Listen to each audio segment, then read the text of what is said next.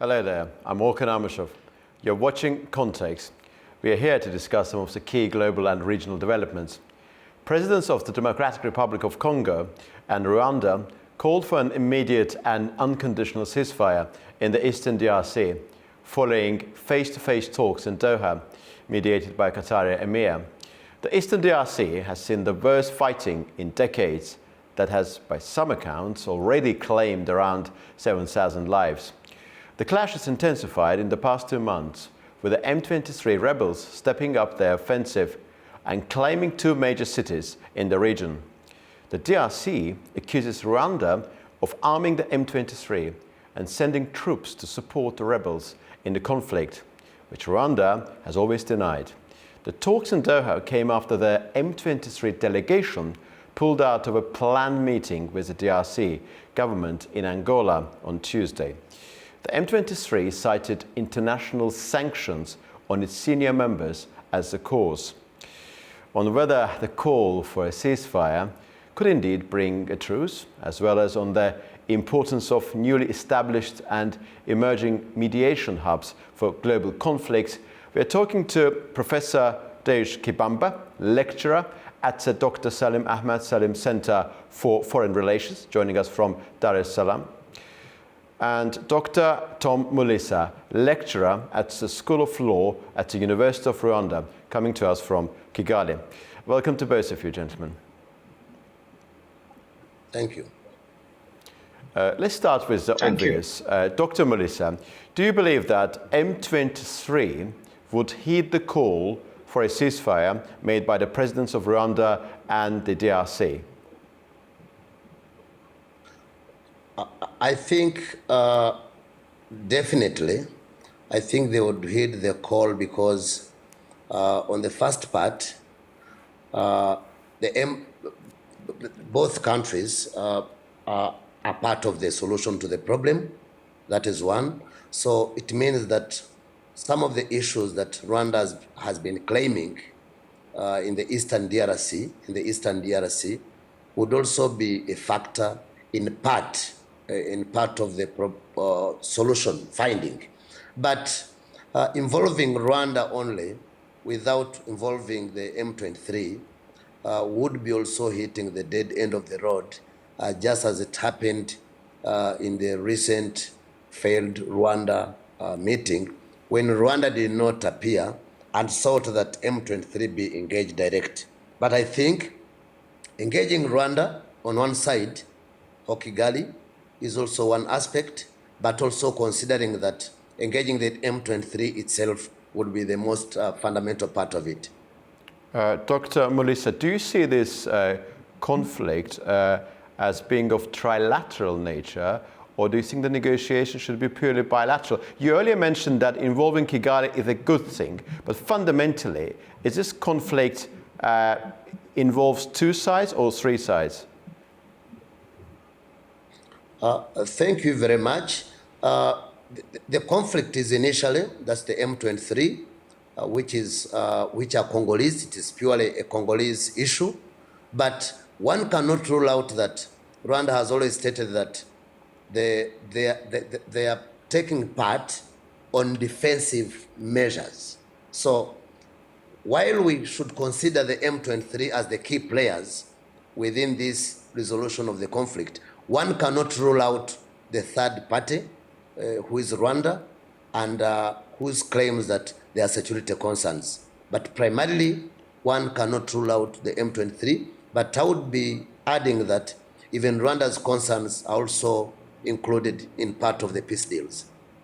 Professor Kibamba, what is your take on the call for a ceasefire?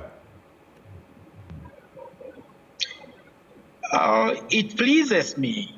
It actually pleases me how I wish M23 could heed to the call.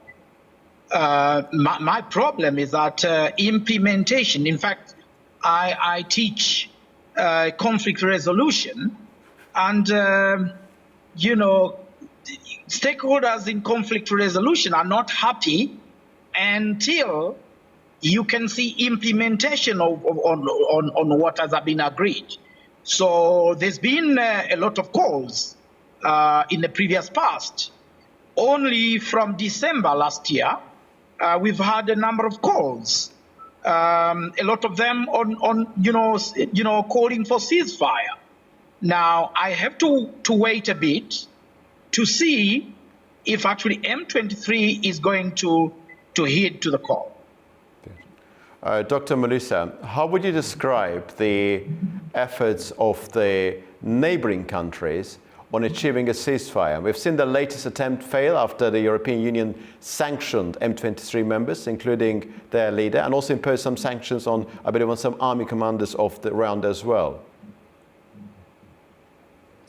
Yes, I think the role to be played by the neighboring countries, especially the East African Community and SADC, is very crucial. And I think the recent meeting of the EAC and SADC ministers of foreign affairs, which was followed by the meeting by the chief of staffs. I think the neighboring states, the SADC and the EAC, are a key player within this whole process, because we had the EAC standby force, we've had the SADC standby force. It is quite important that whoever comes up with a solution, the neighboring countries are quite important, and also African solutions would be more effective than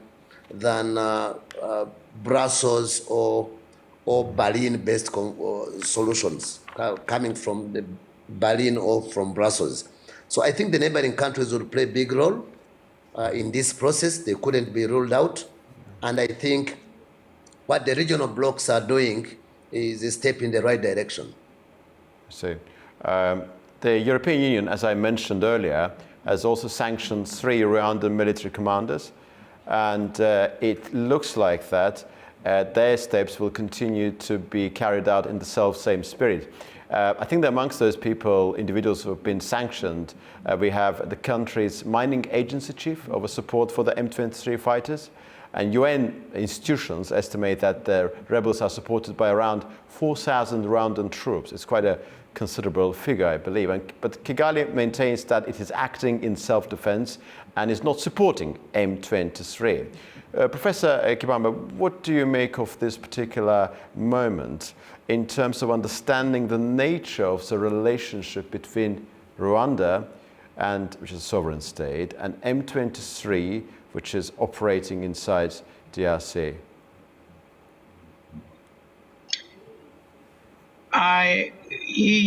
It takes a whole span of study to be able to understand the relations of the stakeholders in the parties playing in the Eastern Congo. In fact, initially you asked, how many players are involved in the Eastern Congo, and I would say multiple. So the European Union is one.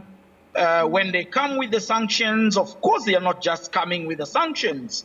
They come with the sanctions because they are a party to the conflict. So in terms of how, everyone is going to, to play in the conflict, it all depends with the interest at play. So for instance, one may want to ask, I take you back to Qatar, to Doha. And in fact, there's been a lot of discussion, a lot of rumor. Why has it got to be Doha and not once again Luanda or Dar es Salaam or Nairobi or even Kigali? Yes. So in terms of choice, the venue needs to be sober and of course rationally chosen. But I think my own take is that the more we get, the far most parties to play a bigger role, be it in terms of sanctioning, because there's been a lot of calls from SADC and EAC, and the regional partners here around, including the African Union. But here, see now, it's out of the call by of course, sanctions by the European Union and, of course, Qatar, that you are seeing the big parties taking part in the negotiation. Thank you, Professor Kibamba. Dr. Melissa, we talked about Doha as a venue for negotiations between Rwanda and DRC. Do you think, why Doha? I would like to address the same question to you. Could we also see some negotiations in Doha involving not just Rwanda and DRC, but also Rwanda, DRC and M23? Yes, thank you very much. First of all, I believe that the DRC and Rwanda have good relations with Doha, and Doha could be a great partner of fostering a relationship between Rwanda and DRC. There's a strong tie between Doha and Kinshasa, and also there's also a strong tie between Doha and Kigali. We've seen Doha do some previous mediations with Kigali on some other matters. So what I'm not very sure, and one needs to read out, is the relationship that Doha could be having with M23. But what I'm very sure is Kigali and Kinshasa could get a neutral ground in Doha for mediation. I'm not yet sure on the relationship between Doha and the AFC stroke M. No, thank you. Dr. Melissa, we talked about Doha being an important venue, and so Qatar hosted the first direct talks of the presidents since the escalation of the conflict, and we also know that Doha has played a major mediating role in producing the now collapsed ceasefire in Gaza, with work on that particular issue still continuing, of course. They have also mediated the return of Ukrainian children taken by Russia during the war.